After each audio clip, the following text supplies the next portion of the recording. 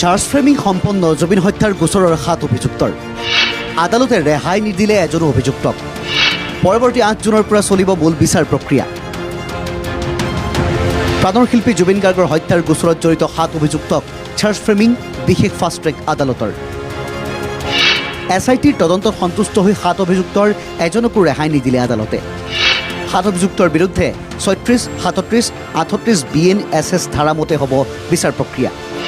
মঙলবাৰে আদালতে 7 অভিযুক্তক জনালে চাৰ্জ ফ্ৰেমিঙৰ কথা কাৰাগাৰত থকা 7 অভিযুক্তক সোধা হৈছিল তেওঁলোকে দুখ স্বীকাৰ কৰিব নেকি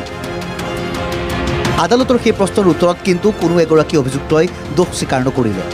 সমগ্ৰ গোচৰটোৰ ট্ৰায়েল প্ৰক্ৰিয়ালৈ যোৱাটো বিচাৰিলে অভিযুক্তৰ অধিবক্তাই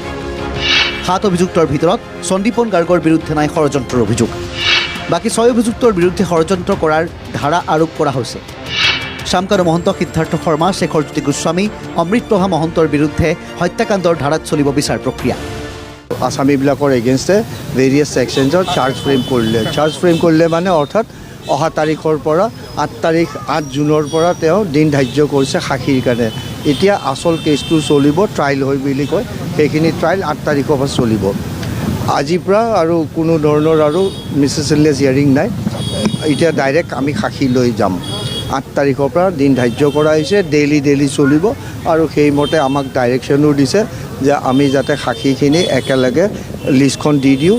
অনাৰেবল কোৰ্টে সাক্ষীখিনি সেইমতে মাতিব মঙলবাৰে অভিযুক্তৰ চাৰ্জ ফ্ৰেমিঙৰ দিনটোতে আদালতত উপস্থিত থাকি সন্তুষ্টি প্ৰকাশ কৰে জুবিন পত্নী গৰিমা শইকীয়া গাৰ্গে আদালতৰ ওপৰত যি আস্থা বিশ্বাস ৰাখিছিলোঁ সেয়াই হৈছে ভগৱান সদায় সত্যৰ পথত সুদক্ষ চৰকাৰী অধিবক্তাই সবল যুক্তি দিছে আদালতত আমি যেনেদৰে আশা কৰিছিলোঁ আৰু বিশ্বাস আস্থা ৰাখিছিলোঁ মহামান্য আদালতৰ ওপৰত সেইমতে আমি সকলো ৰায়দান পাইছোঁ আৰু আজি মই সোমাওঁতেও আপোনালোকে সোধোতে মই সেইটোৱে কথা কৈছিলোঁ যে ভগৱান যাৰ সত্যৰ পক্ষতে থাকিব আৰু সেই ধৰণে আমি বিচাৰ পাইছোঁ আমাৰ সুদক্ষ প্ৰজিকিউশ্যন টীমে তেওঁলোকে খুব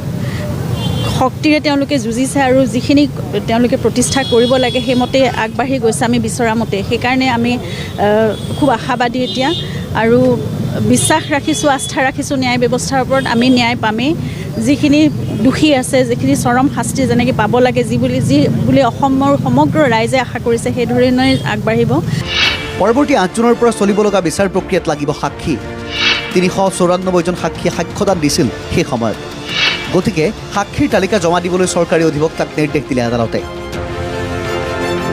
আনহাতে চাৰ্জ ফ্ৰেমিঙৰ দিনটোতে সিদ্ধাৰ্থ শৰ্মাই জামিন আবেদন কৰিলে উচ্চ ন্যায়ালয়ত ইয়াৰ পূৰ্বে বিশেষ ফাষ্ট ট্ৰেক আদালতত জামিন বিচাৰি মুখ থেকেচা খাইছিল সিদ্ধাৰ্থই দীঘলীয়া হ'ব বিচাৰ প্ৰক্ৰিয়া আৰম্ভ হোৱাৰ পিছতে জুবিনৰ মৃত্যুৰ ঘটনাই কোন দিশে গতি কৰে তাৰ ওপৰত সকলোৰে দৃষ্টি নিবদ্ধ হৈ আছে